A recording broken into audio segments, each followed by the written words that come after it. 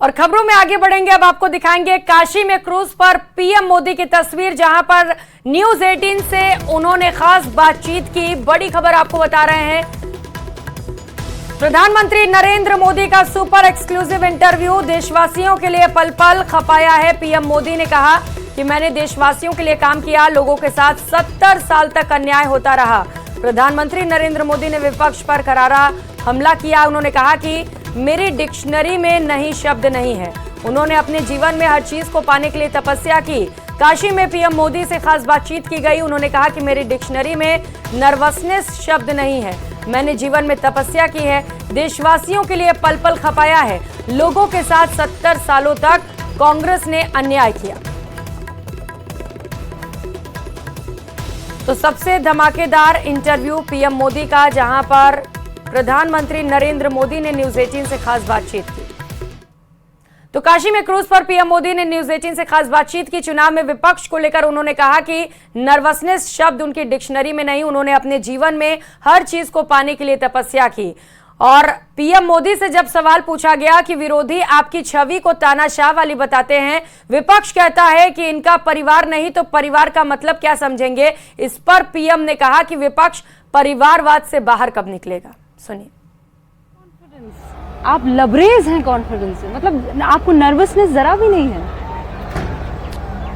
पहली बात है, शायद वो मेरी डिक्शनरी में शब्द नहीं है नर्वसनेस। दूसरा, मैंने जीवन तपस्या की है जी। मेरा पल पल मैंने खपाया है, देशवासियों के लिए खपाया है, अपने लिए नहीं खपाया है। और मैंने इनके लिए इसलिए खपाया है कि मुझे मालूम है कि बहुत ही डिजर्विंग लोग हैं। इनके साथ 70 साल तक अन्याय हुआ है। और जब उनके आंसू कोई पहुंचता है, उनके टॉयलेट की कोई चिंता नहीं है, वो भूल नहीं सकता है। कोरोना का कठिन काल, चूल्हा बुझने नहीं दिया था, बच्चों को भूखा सोने नहीं दिया था। क्यों? एक सरकार थी जिसने कहा था अनाज के भंडार पड़े लेकिन हम दे नहीं सकते हैं। एक ये सरकार है जिसका संकल्प है किसी का घर का चूल्हा मैं बुझने नहीं दूंगा।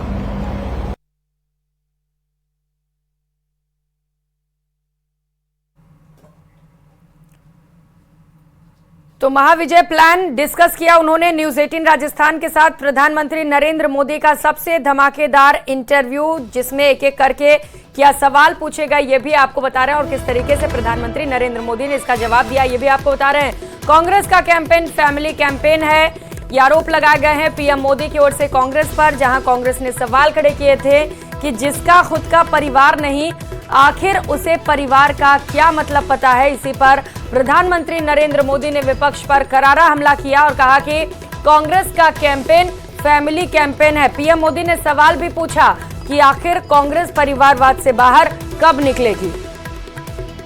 तो काशी में पीएम मोदी से न्यूज 18 ने खास बातचीत की, जहां पर पीएम मोदी ने एक और जहां अपनी उपलब्धियां गिनाई। उन्होंने कहा कि वो देश के विकास के लिए काम कर रहे हैं, तो वहीं दूसरी ओर विपक्ष पर करारा हमला भी किया।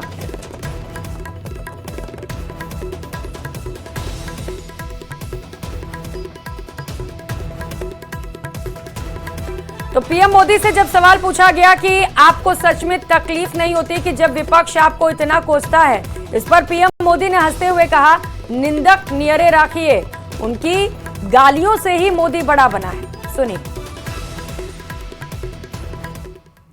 मतलब आपको सच में तकलीफ नहीं होती। आप वाहिद ऐसे शख्स हैं पॉलिटिकली जिसको इतना कोसा गया है, और ये अतिशयोक्ति नहीं है जब मैं आपसे कह रही हूँ। मतलब आप किसी भी पर्सनालिटी को सोचिए तो उसको विपक्ष की तरफ से ऐसे नहीं कोसा गया जैसे आपको कोसा गया है। हमारे शास्त्रों में कहा है कि निंदक नियरे राखिए, और मैं ये साफ मानता हूं, अगर इतने आलोचक न होते, टीवी मीडिया का वो जमाने में थोड़ा कम था, लेकिन जो भी बैठे थे वो एक विचारधारा से प्रेरित लोग थे, वेस्टेड इंटरेस्ट ग्रुप से जुड़े हुए थे। तो उन्होंने सोचा कि आदमी को गालियां दे दे करके हम इस पूरे एक इंस्टीट्यूट को और पूरे एक विचार प्रवाह को ही तबाह कर देंगे। ये भूल गए कि उन्होंने ऐसा करके मुझे बहुत बड़ा बना दिया, वरना मुझे कौन जानता था जी। ये गालियों देने के कारण था। और इसलिए मैं आपको आश्चर्य हुआ, मैं गुजरात में पब्लिक मीटिंग करता था ना, हाँ। तो मैं पूछता था कि कोई काले झंडे वाला आया है कि नहीं आया है। तो फिर वो मेरे सामने, मैंने कहा भाई 2-4 काले झंडे वाले लाइए, तभी तो कल अखबार में आएगा कि मोदी जी ने इतना बड़ा कार्यक्रम किया। मैंने कहा एक लाइन नहीं छपेगी, 2-4 काले झंडे वाले रखो भाई, क्योंकि मेरा पॉजिटिव प्रचार संभव ही नहीं है। तो मैंने कहा कोई नेगेटिव वाला आ जाएगा तो कम से कम ये खबर आएगी कि मैं मोदी उस गांव में वो कार्यक्रम कर रहा था, क्या कर रहा था वो भी नहीं आएगा, तो फिर कोई सोचेगा।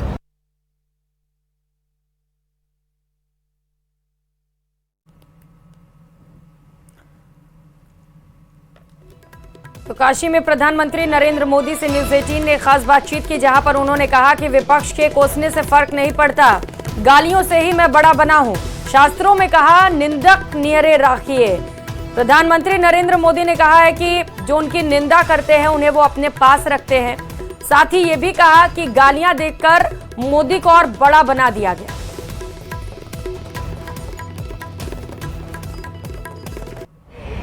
हम एक कार्यक्रम कर रहे हैं मोदी जी, न्यूज 18 इंडिया का वो कार्यक्रम है मोदी वतन मुसलमान। हम ज्यादातर उन जगहों पर जाते हैं जहां पर मुस्लिम मतदाता भारी संख्या में है।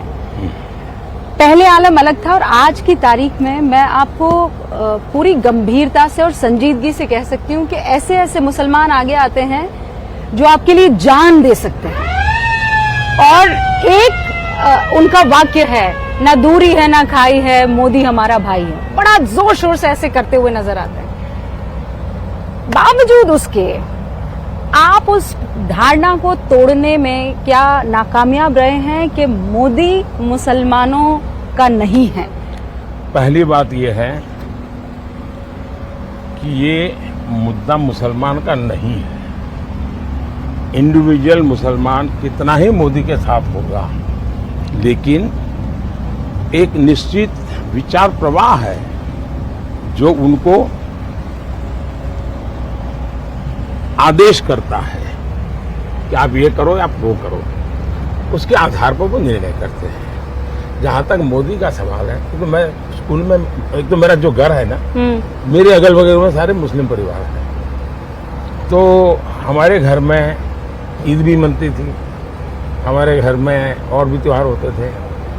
मेरे घर में ईद के दिन खुद का खाना नहीं पकता था, सारे मुस्लिम परिवारों से मेरे यहाँ खाना आ जाता था, क्योंकि मेरे परिवार, हम रहते वहीं हैं, मेरा घर वहीं है, मेरे यानी 5 कदम के बाद मुस्लिम परिवार है। जब मुहर्रम निकलता था तो हमारा कंपलसरी होता था कि उससे नीचे से निकलो, जैसे परिक्रमा करते हैं ना मंदिरों, ताजिए के नीचे। हाँ, तो ताजिए के नीचे से निकलो, हमें सिखाया जाता था। तो मैं उस दुनिया से पला बढ़ा। आज भी मेरे बहुत सारे दोस्त हैं, लेकिन मैं इसका मार्केटिंग नहीं करता हूँ। क्यों? मेरा पहले से मंत्र रहा है सबका साथ सबका विकास। मैं वोट बैंक के लिए काम नहीं करता हूँ, और जो गलत है वो सब मैं गलत कह के रहूंगा।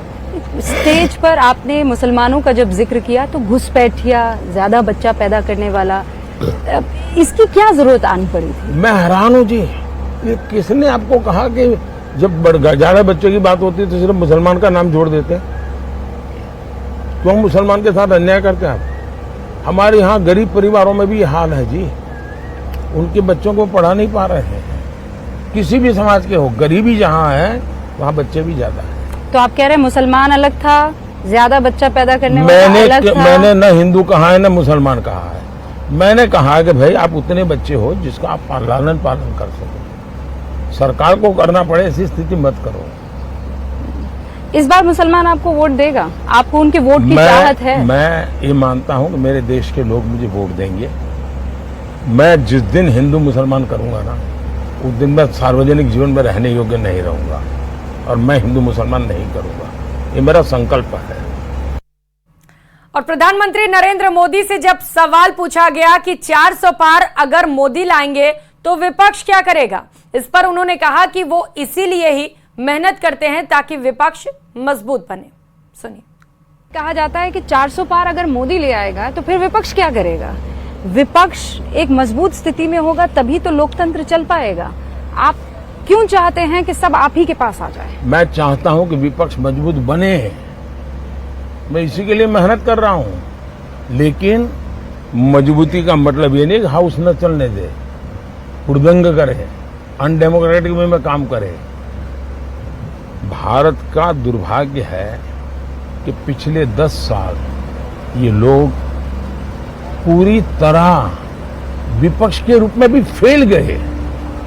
उनके खाते में विपक्ष के नाते काम किया एक काम नहीं है। जो लोग विपक्ष में फेल गए वो शासन में कैसे सफल हो सकते हैं? और भारत में मजबूत लोकतंत्र की बहुत आवश्यकता है, मजबूत विपक्ष की आवश्यकता है।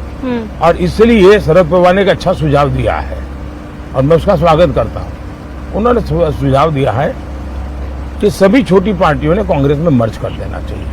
कांग्रेस में मर्ज करना नहीं करना, कहां करना, वो मेरा विषय नहीं है। लेकिन इसका अर्थ मैं ये निकालता हूं, अगर ये मर्ज हो जाते हैं, क्योंकि उनको चिंता ये है कि इस चुनाव में मान्य विपक्ष संभव नहीं होगा, इतने सीटें भी नहीं आएगी कोई रिकॉग्नाइज ऑपोजिशन बने। और इसलिए अगर मर्जर कर देंगे तो नंबर थोड़ा हो जाएगा, तो हम मान्य विपक्ष बनेंगे। दूसरा, आपको आश्चर्य होगा, मैंने कानून में परिवर्तन किया।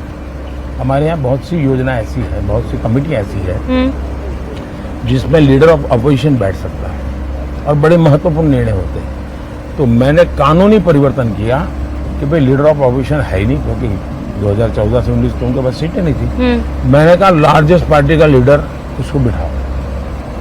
मैं इतना डेमोक्रेट हूँ, वरना मैं नहीं बिठा था, मुझे कोई जरूरत नहीं थी, लेकिन फिर भी मैंने किया है। जब प्रधानमंत्री नरेंद्र मोदी से पूछा गया कि आप थकते क्यों नहीं, तो वो मुस्कुराकर कहने लगे, मुझे परमात्मा से ऊर्जा मिली है, मुझे पक्का यकीन है कि ईश्वर ने मुझे भेजा है, इसीलिए उसका काम करने में थकान नहीं होती। 5 साल पहले मैंने आपसे कहा था आप थकते क्यों नहीं हैं। आज 5 साल बीत जाने के बाद आप ज्यादा एनर्जेटिक मुझे लग रहे हैं, ज्यादा आपने रैलियां की है, ज्यादा आप काम कर रहे हैं। आप वाकई थकते क्यों नहीं हैं? पहले जब तक माँ जिंदा थी मुझे लगता था कि शायद बायोलॉजिकली मुझे जन्म दिया गया है।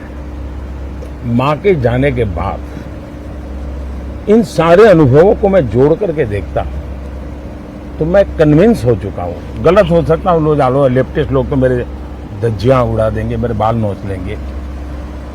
मैं कन्विंस हो चुका हूँ कि परमात्मा ने मुझे भेजा है।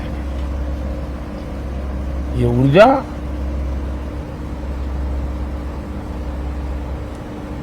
बायोलॉजिकल शरीर से नहीं मिली है। ये ऊर्जा ईश्वर ने मुझसे कुछ काम लेना है, इसलिए मुझे विधा भी दी है, इसलिए मुझे सामर्थ्य भी दिया है, इसलिए मुझे नेक दिली भी दी है और प्रेरणा भी वही दे रहा है, पुरुषार्थ करने का सामर्थ्य भी दे रहा है।